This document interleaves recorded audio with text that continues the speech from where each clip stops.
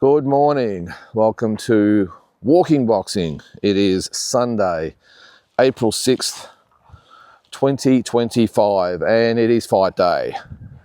It just has a different feel, doesn't it, getting up on fight day? And it was actually good this morning. It's come at a good time. The daylight savings came into effect this morning, and I must admit I needed the extra hour sleep. It's been a pretty big week. Got to be up early, got to go to the pub today, so I've got to leave nice and early. So it was good to actually be able to leave early but not lose any sleep. So I hope you remember to put your clocks back 1 hour.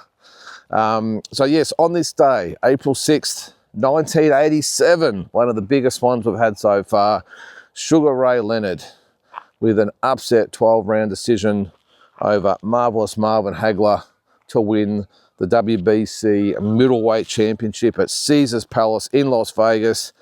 I still remember this. Back then, it was 1987, as I said. There was no live TV that I know of back here in Australia. I was 13, I think I was at the time.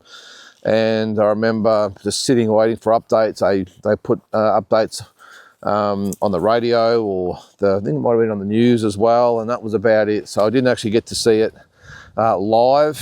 Can you believe that in this day and age, that back then we just didn't get live fights? Anyway, but yes, and Sugar Ray Leonard, look, he had campaigned at 154, but mainly 147. So to go up to 160 and beat Marvellous Marvin Haggler, who'd been champion for a long time. I can't remember exactly how long, but had it been about 7 or 8 years or something like that, and just was thought to be invincible. And to this day, it's still debated, isn't it? Who won the fight? Now, just on the record, I think Sugar Ray Leonard did enough to win. Not that it was convincing. I just don't think Marvellous Marvin Haggler fought a very smart fight. Thought he was negated a lot by Leonard, and I thought Leonard had a brilliant game plan of just keep the rounds even, stay away, keep the distance, be in the round, and then flurry at the end of the round to take the round. Brilliant strategy by Sugar Ray Leonard. And Angelo Dundee, he was in the corner. And yeah, to this day, one of the most talked about fights of all time, isn't it? What side are you on? As I said, I had Leonard winning 7 rounds to 5. That was my scorecard at the time. And I've since watched it a few times since then. And yeah, I just don't think Marvellous Marvin Haggler did enough. But anyway, give us your thoughts. Now, just a quick one before we get into the card, the Tszyu Joey Spencer card. Of course, it's the big day today, and it doesn't. We haven't had this for what, nearly 18 months, I think it's been, since we've had a big Tszyu fight in Australia.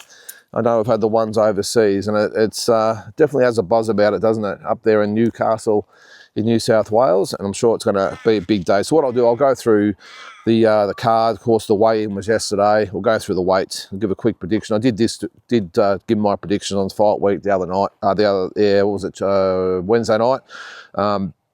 But I'll go through it again anyway. Just one thing before we get into it, though, was revealed yesterday that Jaya, his fight with Claudio Sequeiro, however you pronounce it, has been postponed due to a minor injury. They're saying Mick Francis released a press release yesterday and said that the fight will be put back until June the 8th. Now, what's interesting about that is that the first fight, which was May the 13th, I think was a Tuesday night. Now, it's a Sunday. It's on King's birthday weekend. So maybe that's the reason they put it on a Sunday.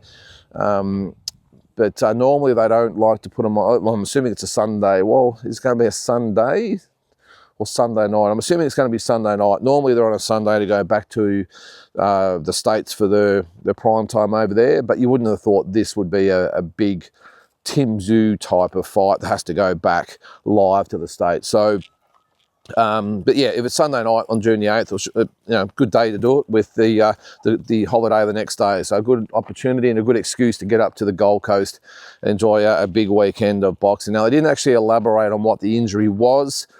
I'm sure it'll come out in the mix, but they just said it was minor and something he just needs an extra couple of weeks to get over. So I'm sure it's nothing serious and nothing will be sort of holding Jai back as far as getting back in the ring. All right, so on to today's fights. If I can get untangled here with Neil and this tree. Come here, man.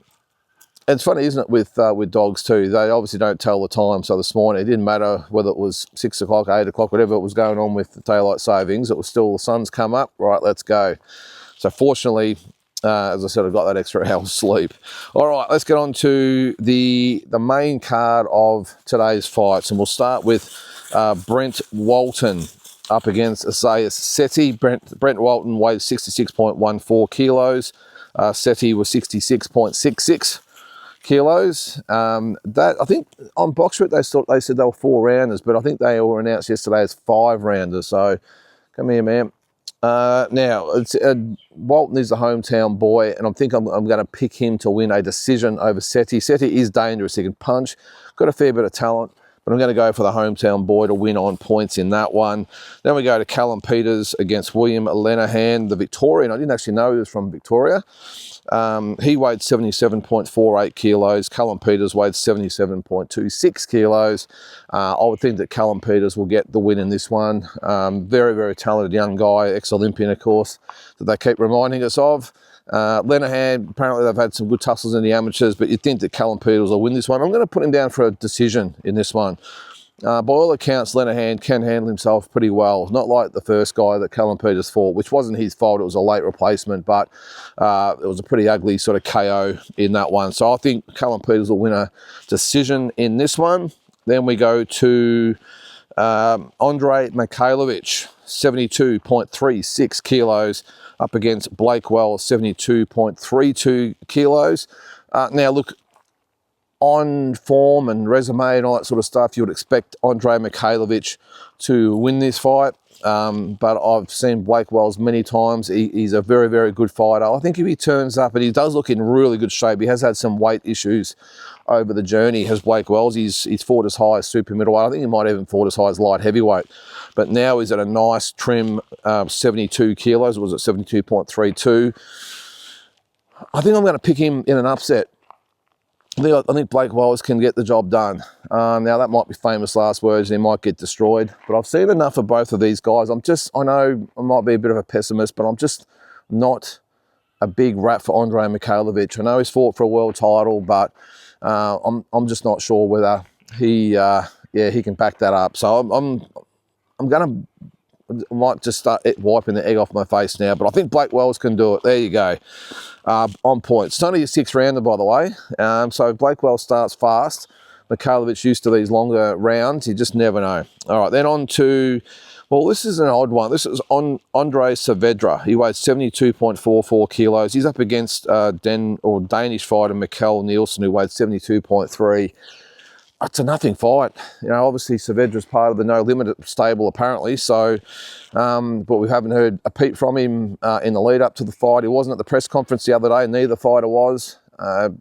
Quickly mentioned yesterday in the weigh-in, out, no interviews, no nothing. There's got to be, well, obviously he's part of the stable, or there's a promotional agreement with someone. I don't know, but it just staggers me that this fight would be on this card. It brings nothing to the card. No one's tuning in to see it. For me, it's just a waste of money. But anyway, it's No Limits money. They can do with it what they will, but this is a nothing fight, and I just don't know why it's even on the card. Then we get to the big boys. Brendan Garush. Now, weight, of course, doesn't really mean much in this, but he does have 5 kilos on his opponent, Liam Talavia. Now, that's the way I think it's pronounced. Talavia, whatever. Sorry, Liam, if you watch this.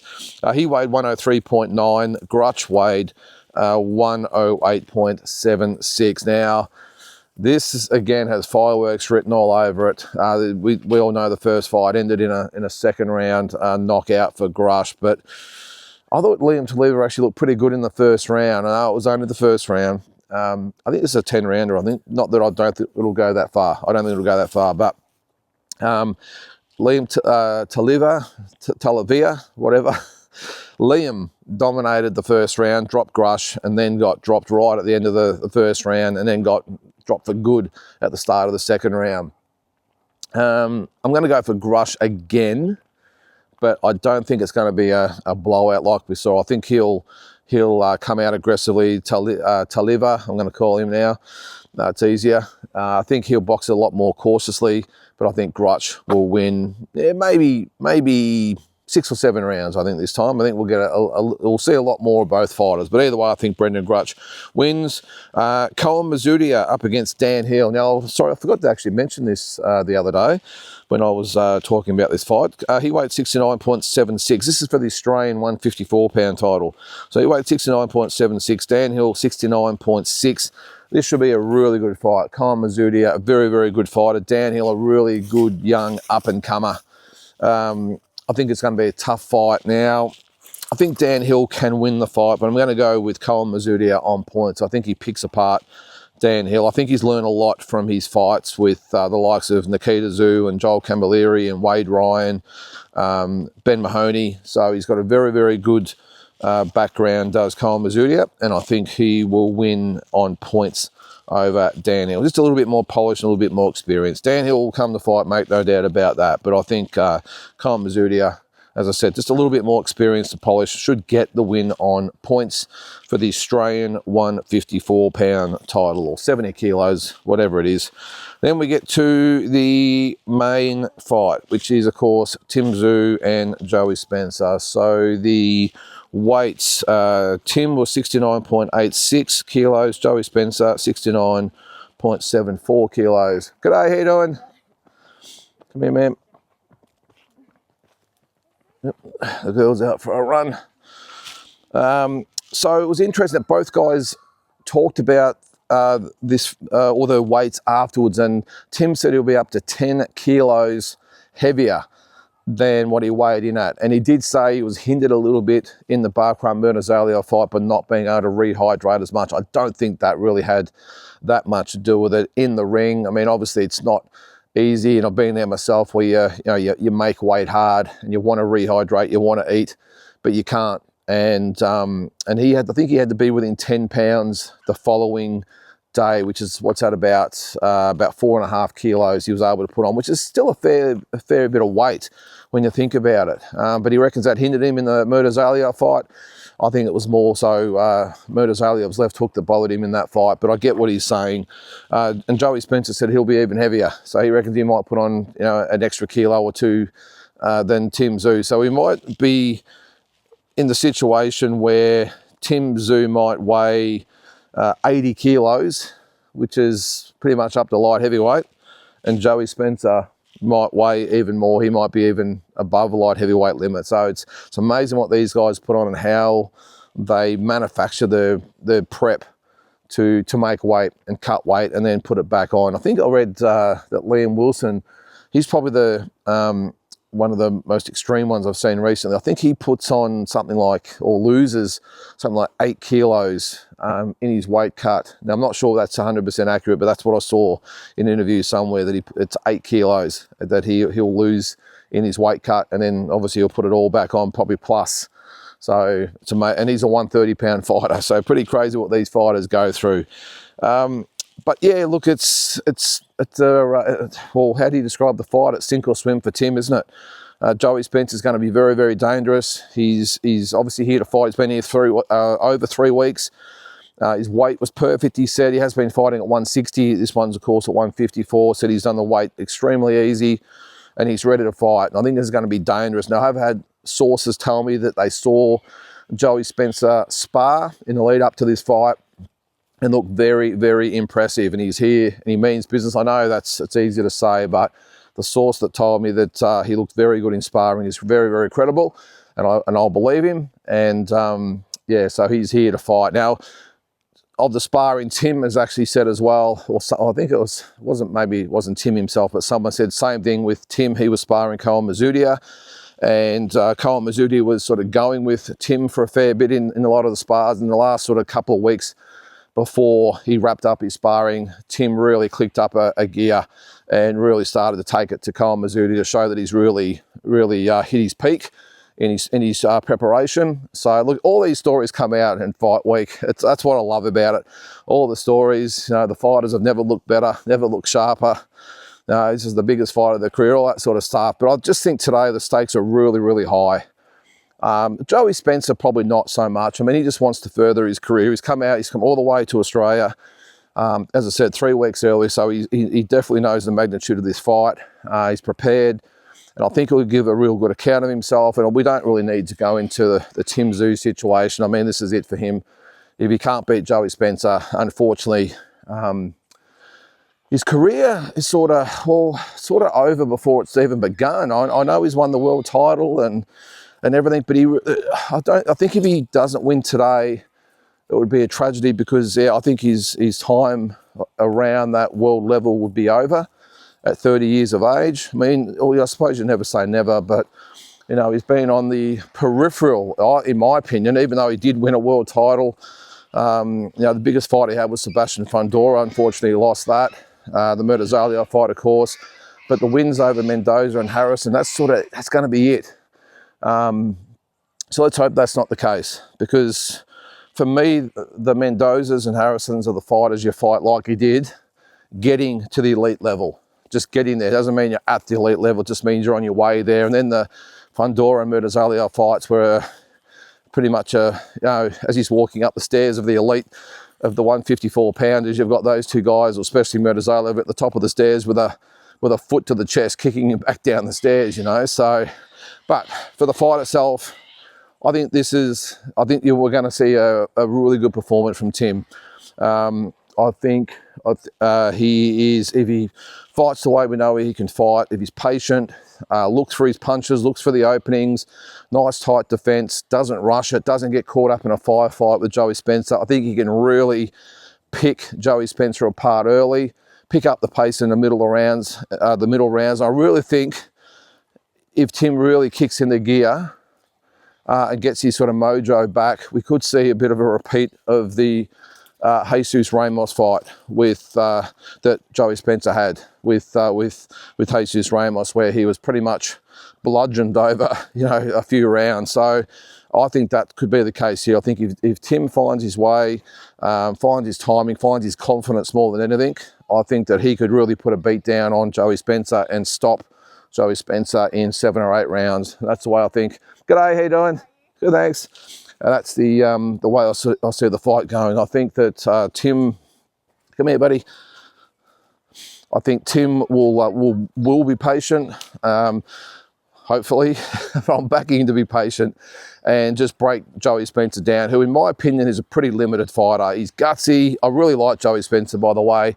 Really good guy. Very, very professional.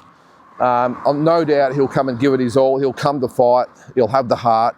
I just think that Tim Tszyu, if he's anywhere near that he was at the end of 23 and even at the start of 24 in those first few rounds with Fundora, I think he'll slice and dice Joey Spencer and get him out of there, as I said, in 7 or 8 rounds, and hopefully be back on the path to where he wants to get to. Now, I've said a few times, even if he has an impressive performance over Joey Spencer, for me, that's not it. Doesn't mean you're back. He needs to back it up with the win over Keith Thurman. Then he'll be back to where he probably was. That's probably all it'll be. Back to the starting grid to where he was before he lost to Sebastian Fundora. And then anything can happen after that. So it's going to be a fascinating day. Really, really excited to see what Tim brings to the table. And if he can sort of wind back the clock a little bit. I know it's probably a bit harsh. He's only 30 years of age, but you can wind back the clock a little bit and we can get back to that vintage Tim Tszyu from a couple of years ago. I think that was about it. Oh, actually, one person that has doubts, I didn't mention this before, one person that does have doubts, so I'll just open this fence here for Neil, is former world champion Sergio Mora. In you go, buddy. And it was interesting what he had to say, because he had strong doubts whether Tim Tszyu can actually come back. And the reason was, you got to back someone like Sergio Mora. He said that when you get knocked out the way he did, very, very hard to come back. He said the Fundora fight, not so much. Okay, circumstances there, no drama, no psychological effect or physical effects, anything like that. What happened, happened. But he said when you get to, come here, man, I'll take that off you. Sorry, I'll just, there you go, buddy. But when you get knocked out the way he did against Murtazalia, he has very, very strong doubts that a fighter come back. So you can see what's on the line for Tim today. He's got a lot of mental demons, I suppose, exterior criticism, a lot of judgment on this fight. So let's hope he can get it done. I think he will. I think we're going to see. I won't argue though that I think he has been un-Tim-like in the build-up, or he's been a bit testy and doesn't seem his normal self. A lot of people have even said he's arrogant. I just think he knows what's on the line and just wants to get in there and get on with it, and doesn't want this outside stuff. I think he wants the noise to stop. He wants all this over, all the doubts, all the people on him about that Murder-Zaliel fight. I just think he just wants to get this fight out the road, get the win, and then we can move on. The Murder-Zaliel fight will be forgotten very, very quickly, I can tell you, if he has an impressive performance today. By most fans anyway. There'll be probably people like me that will still, as I said, still have the jury out on whether he can do it, but that doesn't matter. Just get through today, get the win, and then we can worry about that later. So, guys, I think that's going to do it for today. If you're watching the fight, have a great day. We'll do a full review tomorrow, of course. Well, I was going to say I might even do it today, but I doubt I'll do it because I'll be working all day. But worst case, I'll do a full review tomorrow and we can chat about the whole card. But guys, have a great day. We'll catch you tomorrow.